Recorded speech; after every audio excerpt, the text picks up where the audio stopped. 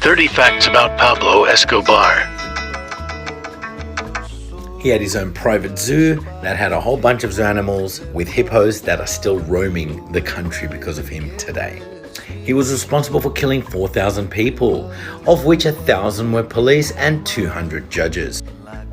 In the 1980s, Medellin cartel was responsible for 80% of all drugs in the USA.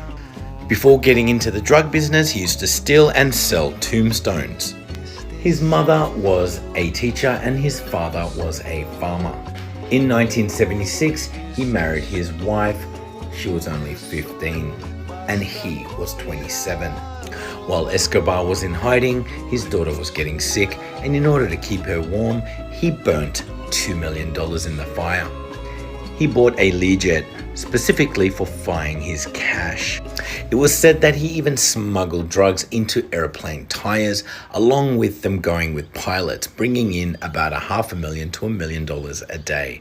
In an attempt to change the laws of extradition, he offered to pay Colombia's debt. That's $10 billion. It is said that they spent about $2,500 a month on rubber bands just for his money.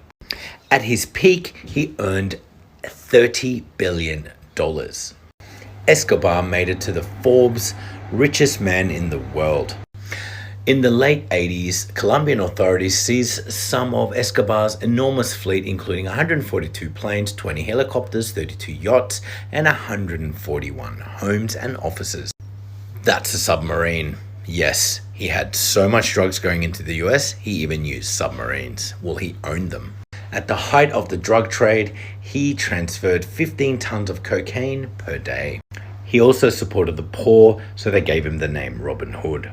About 10% of his total earnings was lost to spoilage.